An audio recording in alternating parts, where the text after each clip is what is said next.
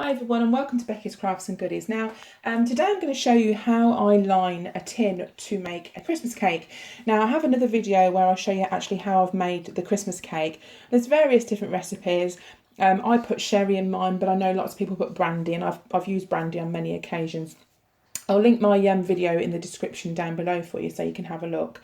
But what I thought I'd like to do is to show you how to line the cake. Now this is slightly different to how I did it in the video, but it is normally how I like to do it. So I've got a normal tin here. This is a spring bottom tin. It actually opens at the side and it's an 8-inch tin.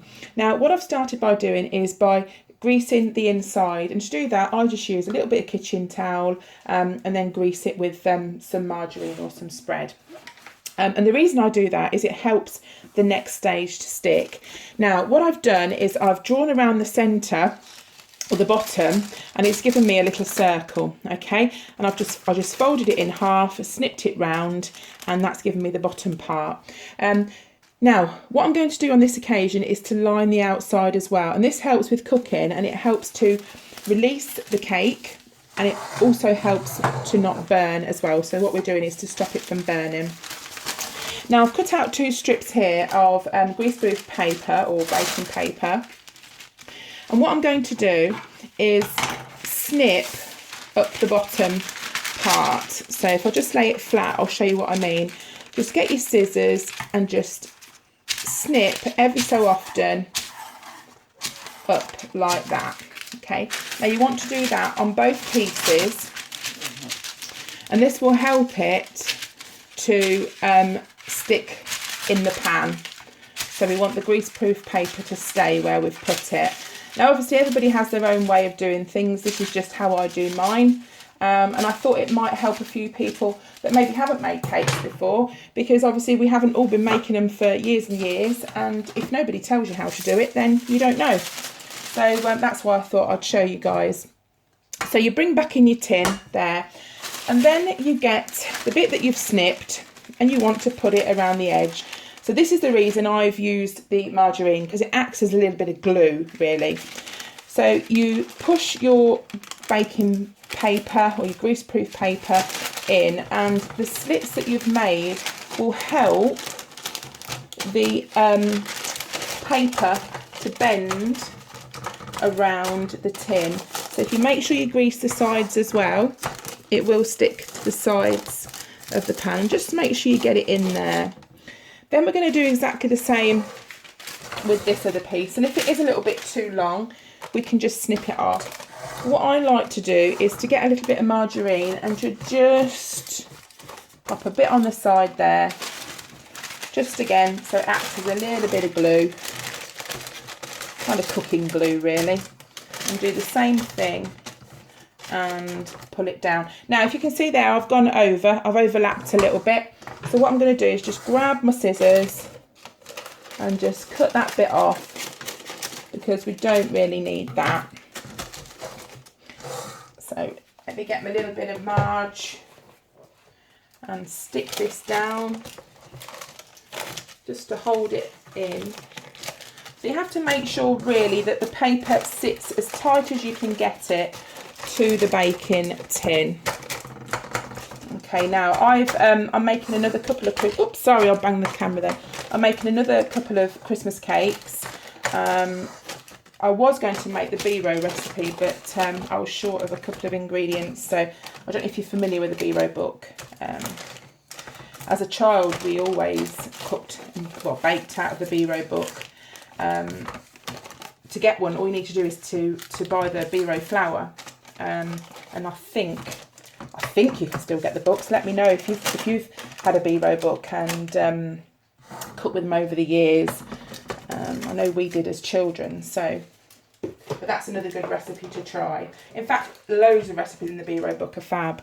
So there we go, we've got it round the outside there, and the little circle I drew round the bottom of the tin, got myself a little circle, and all I do is put a little bit of marge on there, again, just to help stick, and pop that on. What you can do is you can just sort of like butter the tin, or grease the tin should I say, and flour it.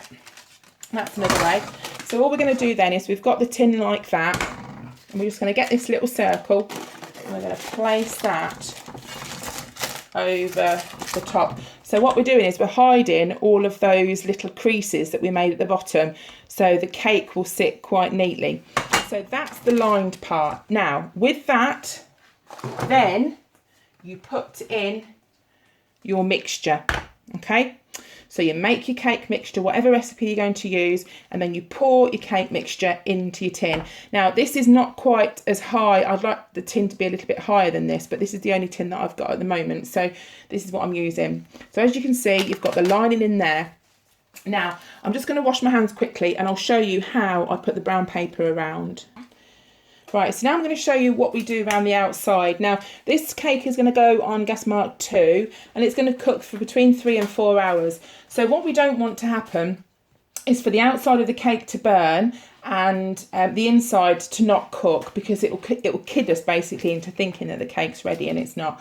So the reason that we put the paper around the outside is to protect the outside from cooking. So what I've done is I've got some brown paper here and I've cut 2 long strips. Okay, now what we need to do is to put these strips around the outside. Now we're basically making like a little jacket for the cake. I'm going to double wrap the cake so we've got double protection. So I'll put that round one side and then I'll bring the other side and go around there. Okay, now once it's round, what you need to do is to get some string. Okay, so we're going to put some string around the edge like this, and we're just going to tie it in a little bow.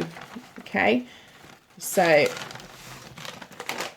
you just tie it like this, so we've got a double protection with the brown paper, and then you just snip off the ends if you've got too much string. Right, so what I'm going to do is put that cake into the oven for a short time. Now the top part, I've also got an extra bit, and I cut this out exactly the same way that I did the bottom, little extra bit of brown paper. But I'm not going to put that on just yet because the cake is a wet mix and I don't want it to stick to the top of the actual brown paper. So I'm going to pop that into the oven, maybe for half an hour or so, just so the top can start and cook a little bit. And then I will place this very gently over the top like that, and that will again protect the top of the cake.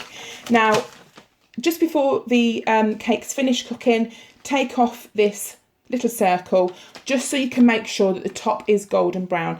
If it's doing fine, you know, you can leave it on. Just judge it as you see, you know, as it goes really. And that is it. That's exactly how I normally line my Christmas cake tins. So I hope you've enjoyed watching this tutorial. Sorry if it's too easy for lots of you, but I hope there's quite a few of you still out there that have found this tutorial useful. And thanks for watching. And also keep an eye out because I am going to be icing my Christmas cakes in December as well. They're not going to be tricky. It's going to be something that everyone can have a go at. So thanks for watching, guys, and we'll see you again soon. Bye.